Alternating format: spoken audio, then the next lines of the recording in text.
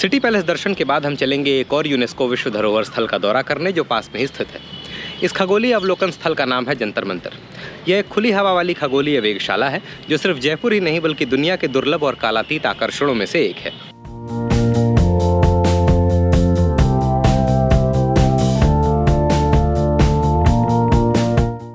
जयपुर स्थित जंतर मंतर वर्तमान की आधुनिक सभ्यता से पहले के रोशन इतिहास का प्रतीक है।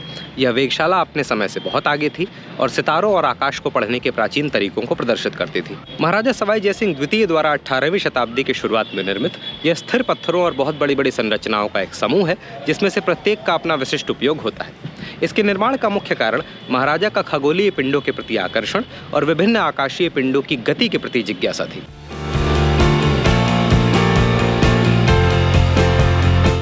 जयपुर के जंतर मंतर में 19 बड़े खगोलीय उपकरण हैं जिनमें से प्रत्येक का अपना विशिष्ट उद्देश्य है। इनमें से सबसे लोकप्रिय और प्रमुख है सम्राट यंत्र, जिसे इस देश की सबसे बड़ी धूप घड़ी माना जाता है। इस भव्य स्मारक का पूरा निर्माण 1734 में संपन्न हुआ। यहाँ मौजूद सभी उपकरणों का मुख्य महत्व खगोलीय पिंडों का नंगी आंखों से निरीक्षण करना है। ये सभी उपकरण टॉलमिक स्थितीय खगोल विज्ञान पर आधारित हैं, जिसने वर्षों से कई सभ्यताओं के बीच समानताएं साझा की हैं। जंतर मंतर नामक इस अनोखी जगह ने खगोलीय पिंडों की स्थिति का अध्ययन करने के लिए दुनिया भर से वैज्ञानिक दिमागों को आकर्षित किया और ब्रह्मांड विज्ञान जैसे व्यापक विषय को बढ़ावा दिया। ऐसा माना जाता है कि महाराजा ने अपने सपने को साकार करने के लिए भारत के 23 खगोलविदों के ज्ञान और कौशल का इस्तेमाल किया था। इस वेधशाला ने अपने समय के दौरान कई बाधाओं का सामना किया और आज देश की वास्तुकला की उत्कृष्ट कृति बनकर उभरी है।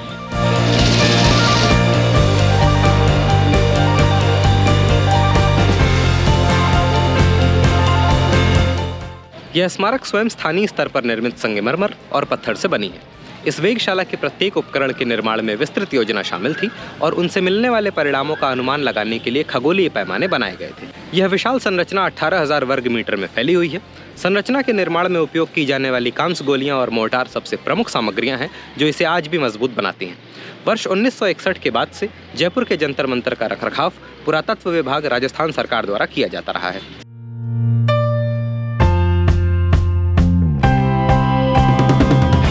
संस्कृत में जंतर का अर्थ है यंत्र और मंतर का अर्थ है गणना करना। तो जंतर मंतर का शाब्दिक अर्थ हुआ गणना करने वाला उपकरण या यंत्र। वेधशाला के ये उपकरण कई खगोलीय घटनाओं और समय परिवर्तनों को चित्रित करने में मदद करते थे, जिसमें ग्रहण की भविष्यवाणी करना, प्रमुख सितारों और नक्षत्रों पर नजर रखना एवं उनका पता लगाना, ग्रहों की गिरावट को नापना, आकाशीय पिंडों की ऊंचाई को नापना, समय मापन और अन्य खगोलीय गणना और खगोलीय नेविगेशन शामिल है। आइए अब जंतर मंतर के इन 19 प्रमुख यंत्रों और उनके प्रयोजनों को करीब से समझते हैं। चक्र यंत्र दिन के 4 निर्दिष्ट समयों को दर्शाने के लिए, जो कि दुनिया की अन्य प्रमुख वेधशालाओं से भी मेल खाता है। चक्र यंत्र में 2 सीधे खड़े धातु के घेरे होते हैं जिनका उपयोग रात में आकाश में ग्रहों और अन्य खगोलीय पिंडों की स्थिति का पता लगाने के लिए किया जाता है। यह समझने के लिए कि चक्र यंत्र कैसे काम करता है, आइए हम अपने ग्रह का उदाहरण लें। पृथ्वी पर किसी भी स्थान को खोजने के लिए हम अक्षांश और देशांतर रेखाओं का उपयोग करते हैं। अब कल्पना करें कि वे रेखाएं आकाश में फैली हुई हैं। आकाश में अक्षांश रेखाएं क्रांति बन जाती हैं और देशांतर रेखाएं दिगंश बन जाती हैं। जब हम आकाश में कोई ग्रह ढूंढना चाहते हैं तो हम इन आकाशीय निर्देशांकों का उपयोग करते हैं, ठीक वैसे ही जैसे हम पृथ्वी पर कोई स्थान ढूंढने के लिए अक्षांश और देशांतर का उपयोग करते हैं। चक्र यंत्र हमें इन आकाशीय निर्देशांकों को मापने में मदद करता है। प्रत्येक धातु के घेरे में एक अक्ष होता है जो उत्तरी ध्रुव की ओर इंगित करता है और बीच में एक छेद होता है जहां एक दृष्टि नली होती है। हालांकि वर्तमान में दृष्टि नली जुड़ी नहीं है, लेकिन हम कल्पना कर सकते हैं कि यह कैसे काम करती है। मान लीजिए आप किसी ग्रह का पता लगाना चाहते हैं। सबसे पहले आप दृष्टि नली को उत्तरी तारे की ओर इंगित करते हैं। फिर यदि ग्रह उत्तरी तारे से 10 डिग्री नीचे और 20 डिग्री दाईं ओर है तो आप ग्रह के झुकाव या क्रांति को मापने के लिए दृष्टि नली को धातु के घेरे में 10 डिग्री नीचे ले जाएं। साथ ही दिगंश को मापने के लिए धातु के घेरे को उसकी धुरी के चारों ओर 20 डिग्री वामावर्त घुमाएं। ऐसा करके आप आकाश में ग्रह की सटीक स्थिति का पता लगा सकते हैं। चक्र यंत्र एक अद्भुत उपकरण है जो हमें दिखाता है कि हमारे पूर्वजों ने सितारों और ग्रहों का बहुत सटीकता से अध्ययन कैसे किया। जय प्रकाश यंत्र आकाश की एक उल्टी छवि प्रदान करता है, साथ ही ऊंचाई मापता है और पर्यवेक्षक को अंदर जाने की अनुमति देने के साथ साथ घंटे की कोण की गणना करने में मदद करता है। जय प्रकाश यंत्र का डिजाइन और उद्देश्य लगभग कपाली यंत्र के समान है। इस यंत्र में 2 बड़े अर्धगोलाकार गड्ढे होते हैं जिनकी भीतरी सतह पर आकाश का नक्शा बना हुआ है। इन गड्ढों के किनारों पर साल के 12 राशियों के विभाजन के निशान भी होते हैं। गड्ढों के ऊपर एक छोटे से धातु के छल्ले को तारों के माध्यम से लटका दिया गया है। इस छल्ले की छाया गड्ढे के भीतर बने नक्शे पर सूर्य की स्थिति को दिखाती है। राम यंत्र यह 2 बड़े बेलनाकार भवनों का एक समूह है जिसका उपयोग आकाशीय पिंडों की ऊंचाई और दिगंश को मापने के लिए किया जाता था। राम यंत्र में बेलनाकार संरचनाओं की एक जोड़ी होती है जो आकाश की ओर खुली होती है। जिनमें से प्रत्येक के केंद्र में एक स्तंभ या खंभा होता है। स्तंभ और दीवारें समान ऊंचाई की होती हैं, जो संरचना की त्रिज्या के बराबर होती है। दीवारों की आंतरिक सतह और फर्श पर ऊंचाई और दिगंश के कोण को दर्शाने वाले पैमाने अंकित होते हैं। राम यंत्रों का निर्माण केवल जयपुर और दिल्ली की वेधशालाओं में किया गया था। राम यंत्र को मुख्यतः सूर्य की ऊंचाई मापने के लिए डिजाइन किया गया है। इसमें एक प्रमुख सूक्ति है, एक लंबा सीधा खंभा जो छाया बनाकर आकाश में सूर्य की स्थिति को इंगित करता है। जैसे जैसे सूर्य पूरे दिन आकाश में घूमता है, उसकी छाया उसी हिसाब से एक समीक्षित स्केल के साथ बदलती है। राम यंत्र के डिजाइन में रणनीतिक रूप से अंदर की तरफ खुर्चियां काटी गई हैं, जो पर्यवेक्षकों को अंदर स्वतंत्र रूप से घूमने की अनुमति देती हैं, ताकि वो यंत्र से प्राप्त नतीजों का विश्लेषण कर सके। राम यंत्र की ये खुर्चियां सूर्य की ऊंचाई का सटीक माप लेने के लिए महत्वपूर्ण है। दिलचस्प बात यह है कि यहाँ पास में एक और उपकरण है जिसमें इस यंत्र के पूरक स्थितियों में खुर्चियां काटी गई हैं। यह सेटअप सुनिश्चित करता है कि दिन के समय या सूर्य की स्थिति की परवाह किए बिना पर्यवेक्षक कभी भी इस यंत्र का उपयोग कर सकते हैं। इस वीडियो में आप राम यंत्र की सूक्ति को खुर्चियों पर अंकित समीक्षित स्केल पर अपनी छाया डालते हुए देख सकते हैं। क्रांति वृत्त यंत्र आकाशीय पिंडों के अक्षांश और देशांतर को मापने के लिए। क्रांति वृत्त यंत्र को आकाशीय पिंडों के देशांतर को मापने के लिए डिजाइन किया गया है। क्रांति का एक पर्यायवाची शब्द परिक्रमण भी है। इसका नाम आकाशीय पिंडों की परिक्रमा को ट्रैक करने के इसके उद्देश्य को दर्शाता है। इस उपकरण में एक बड़ी गोलाकार संरचना होती है, जिसमें सितारों और ग्रहों की स्थिति के अनुरूप सावधानी पूर्वक चिन्हित विभाजन होते हैं। यह यंत्र खगोलविदों को यह निर्धारित करने की अनुमति देता है कि आकाशीय पिंड अपनी कक्षाओं में विशिष्ट बिंदुओं को कब पार करते हैं, जिन्हें उनके देशांतर के रूप में जाना जाता है। पर्यवेक्षक वांछित आकाशीय पिंड के साथ संरेखित करने के लिए उपकरण की परिधि के चारों ओर स्थित दृष्टि नलियों का उपयोग करते हैं। यंत्र के गोलाकार पैमाने के साथ दृष्टि नली की स्थिति को ध्यान में रखते हुए वे खगोलीय पिंड के देशांतर की सटीक गणना कर सकते हैं। क्रांति वृत्त यंत्र ने प्राचीन खगोलीय अध्ययनों में महत्वपूर्ण भूमिका निभाई है, आकाशीय पिंडों की गति की गणना करने में सहायता की है और तारों और ग्रहों की स्थिति के आधार पर समय और मौसम के बारे में जानकारी प्रदान की है। मेरे पीछे है दक्षिण भित्ति यंत्र। यह एक दक्षिणमुखी दीवार है जिसका उपयोग सूर्य की मध्याह्न ऊंचाई को नापने के लिए किया जाता है। सरल शब्दों में दक्षिण भित्ति यंत्र का अर्थ है दक्षिणमुखी दीवार वाला यंत्र। इस यंत्र का मुख्य उद्देश्य आकाशीय पिंडों की मध्याह्न ऊंचाई को मापना है। इसका मतलब यह है कि यह यंत्र पर्यवेक्षक को यह निर्धारित करने में मदद करता है कि कोई तारा या ग्रह स्थानीय मध्याह्न रेखा को पार करते समय आकाश में कितना ऊंचा है। मध्याह्न रेखा उत्तर से दक्षिण की ओर चलने वाली एक काल्पनिक रेखा है। इस यंत्र में एक ऊंची दीवार होती है जिस पर एक पैमाना अंकित होता है। पर्यवेक्षक आकाशीय पिंडों के आकाश में घूमते समय उनकी स्थिति को ट्रैक करने के लिए एक दृष्टि उपकरण का उपयोग करते हैं। यह ध्यान में रखकर कि दृष्टि उपकरण पैमाने पर कहाँ इंगित करता है, वे उस समय आकाशीय पिंड की ऊंचाई को सटीक रूप से माप सकते हैं जब वह मध्याह्न रेखा को पार करता है। यह उपकरण पूरे दिन सूर्य की स्थिति पर नजर रखने और रात में तारों और ग्रहों की गति का अध्ययन करने के लिए विशेष रूप से उपयोगी है। दक्षिण भित्ति यंत्र महत्वपूर्ण डेटा प्रदान करता है जो खगोलविदों को आकाशीय पिंडों की गति को समझने और स्थानीय समय की गणना करने में मदद करता है। मेरे पीछे है राशि वाला यंत्र, जो कि सभी 12 तारामंडलों की ट्रैकिंग और स्थान को दर्शाता है, साथ ही विभिन्न राशि चक्र संरचनाओं के बारे में भी बताता है। इस यंत्र में 2 बड़ी गोलाकार संरचनाएं हैं, जिनमें से प्रत्येक को 12 राशियों का प्रतिनिधित्व करने के लिए 12 खंडों में विभाजित किया गया है। इन खंडों को अलग अलग राशियों से गुजरने वाले सितारों और ग्रहों की गति को ट्रैक करने के लिए सावधानी पूर्वक चिन्हित किया गया है। प्रत्येक यंत्र के सूक्ति और चतुर्भुज उस समय ध्रुव और क्रांति वृत्त के तल के साथ संरेखित होते हैं जब नक्षत्र में पहला बिंदु मध्याह्न रेखा को पार करता है।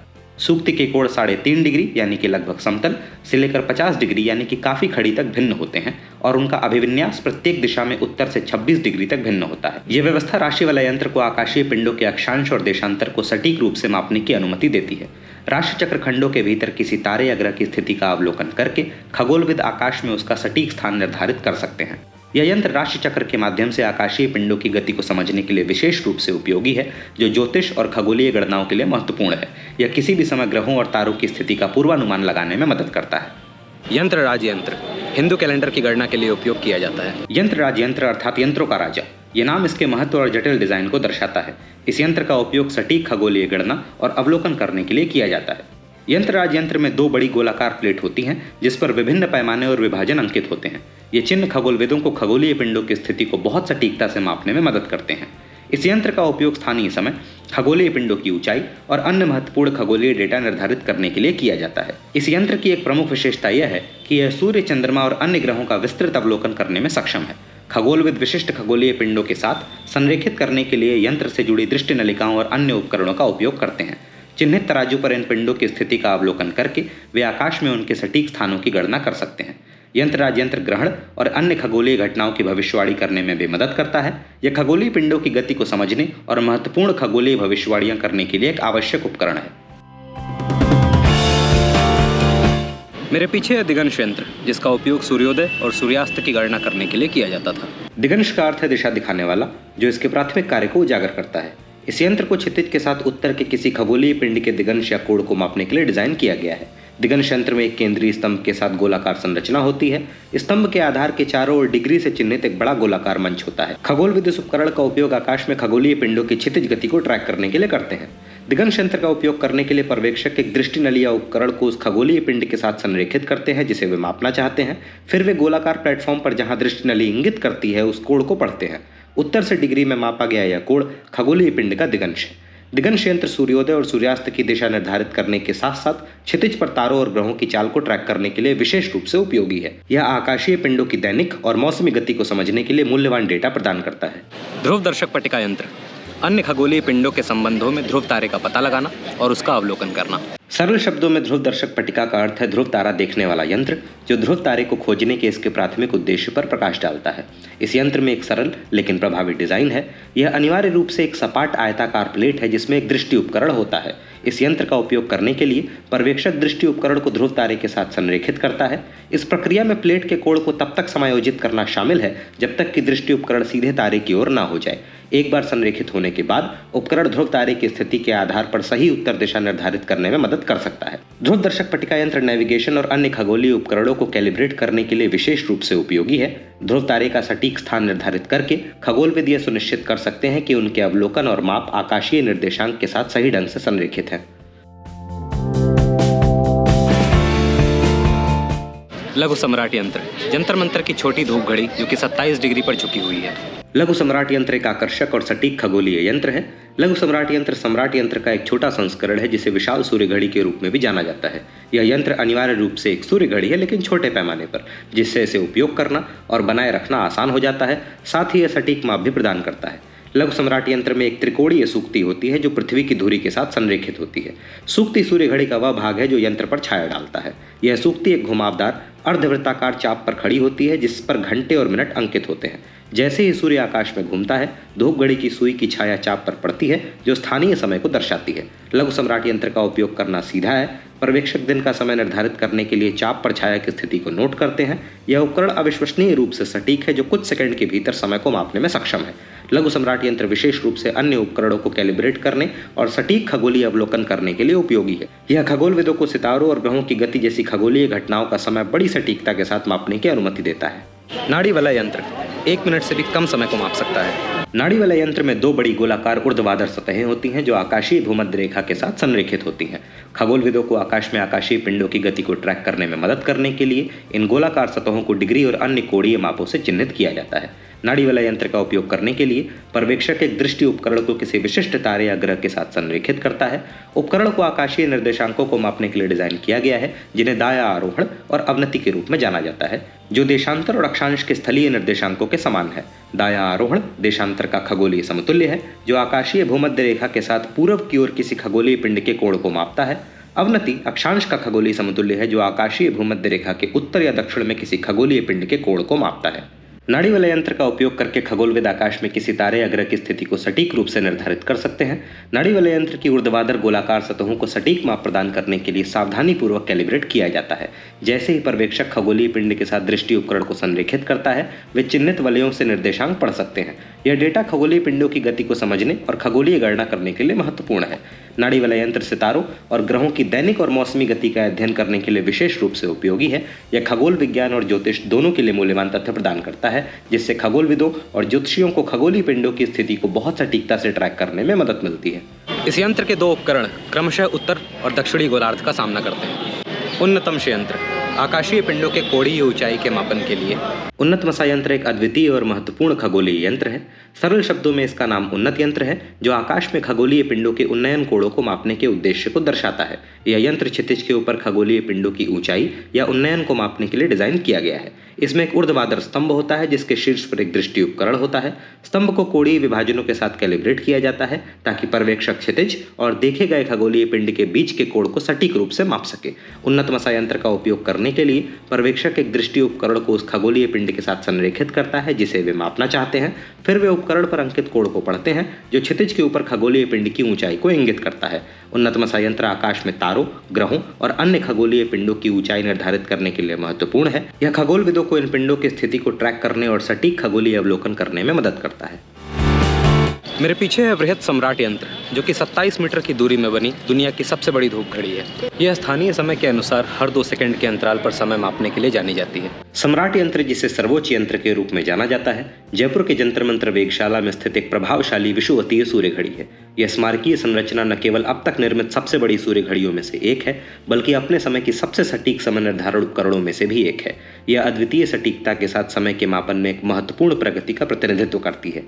सम्राट यंत्र में एक विशाल त्रिकोणीय सूक्ति, एक ऊर्ध्वाधर त्रिकोणीय दीवार होती है जिसका कर्ण पृथ्वी के धुरी के समानांतर होता है। सूक्ति के दोनों ओर भूमध्य रेखा तल के समानांतर स्थिति में 2 बड़े चतुर्भुज होते हैं।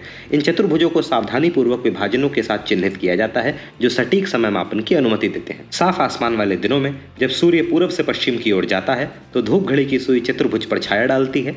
चतुर्भुज के पैमाने पर छाया की स्थिति स्थानीय सौर समय को इंगित करती है। सम्राट यंत्र 2 सेकंड के अंतराल तक उल्लेखनीय सटीकता के साथ समय मापने में सक्षम है। सम्राट यंत्र की सटीकता के दावे की एक आम आलोचना यह है कि चतुर्भुज पैमाने से नोमन के किनारे की दूरी के कारण छाया का किनारा नरम होता है। इसका मतलब यह है कि यद्यपि चतुर्भुज सतह पर 2 सेकंड के समय अंतराल को इंगित करने वाले महीन चिन्ह अंकित हैं, लेकिन नरम छाया का किनारा कई चिन्हों तक फैल सकता है, जिससे छाया के केंद्र को सटीक रूप से निर्धारित करना चुनौतीपूर्ण हो जाता है। इस चुनौती का समाधान करने के लिए पर्यवेक्षक एक ऐसी विधि का उपयोग करते हैं जिसमें छाया के किनारे के समानांतर एक टहनी या स्ट्रिंग जैसी पतली वस्तु शामिल होती है जो चतुर्भुज सतह से थोड़ा ऊपर होती है। वस्तु को छाया के अंदर और बाहर ले जाकर और यह देखते हुए कि उसकी छाया कहाँ गायब हो जाती है, वे नोमन के छाया के सटीक केंद्र को इंगित कर सकते हैं। यह तकनीक छाया के नरम किनारों के बावजूद उसके केंद्र का स्पष्ट संकेत प्रदान करके समय माप की सटीकता को बढ़ाती है। जंतर मंतर पर हमने जो भी उपकरण देखे उनमें से विशाल सम्राट यंत्र से लेकर जटिल राम यंत्र तक प्राचीन खगोलीय ज्ञान और इंजीनियरिंग का एक चमत्कार है। यह उपकरण केवल समय मापने या आकाशीय गति को ट्रैक करने के उपकरण नहीं थे, ये हमारे ऊपर विशाल ब्रह्मांड की खिड़कियां थे जो खगोलविदों और विद्वानों को सितारों और ग्रहों के रहस्यों को जानने की अनुमति देते थे। सदियों पहले डिजाइन किए गए इन उपकरणों की सटीकता और सरलता आज भी हमें विस्मित और प्रेरित करती है। जंतर मंतर का विशाल परिसर हवा महल और सिटी पैलेस के बीच में स्थित है। यहाँ कई पेड़ हैं जो गर्मियों में आवश्यक छाया प्रदान करते हैं।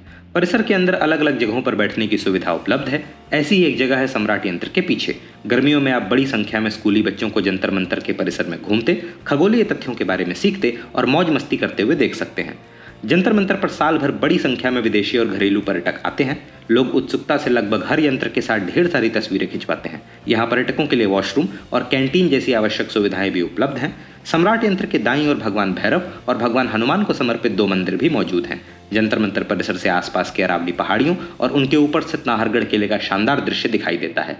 ये उपकरण विभिन्न खगोलीय एवं ज्योतिष उद्देश्यों को पूरा किया करते थे, जैसे कि समय निर्धारण, नेविगेशन और आकाशीय पिंडों की स्थिति का अध्ययन, जो कि कृषि, कैलेंडर और प्रारंभिक वैज्ञानिक टिप्पणियों के लिए महत्वपूर्ण थे। जंतर मंतर खगोल विज्ञान के क्षेत्र में भारत की ऐतिहासिक उपलब्धियों का एक प्रमाण है। आज यह एक लोकप्रिय पर्यटक स्थल और भारत की समृद्ध खगोलीय विरासत का प्रतीक बना हुआ है। ऐसे अनूठे और सटीक उपकरणों के समूह के साथ अंतरिक्ष और उससे परे के रहस्यों ने निश्चित रूप से तत्कालीन महाराजा को आकर्षित किया, जिसके कारण जंतर मंतर का निर्माण हुआ। जटिल कंप्यूटर प्रोग्राम और मशीनों की मदद के बिना भी 18वीं शताब्दी में भारत के खगोल शास्त्री इस विशाल संरचना का निर्माण करने में सक्षम थे, जो आज भी खड़ी है। महाराजा सवाई जय सिंह द्वितीय ने कुल 5 जंतर मंतर बनवाए, जो भारत के विभिन्न शहरों में स्थित हैं। यह शहर हैं जयपुर, नई दिल्ली, वाराणसी, मथुरा और उज्जैन।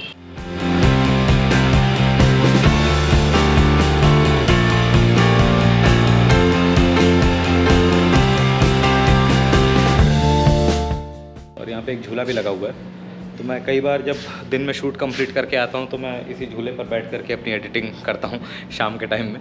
और आजकल बहुत कम घरों में ऐसे आंगन देखने को मिलते हैं जो ऊपर से खुले हों, तो traditional heritage style home stay है ये।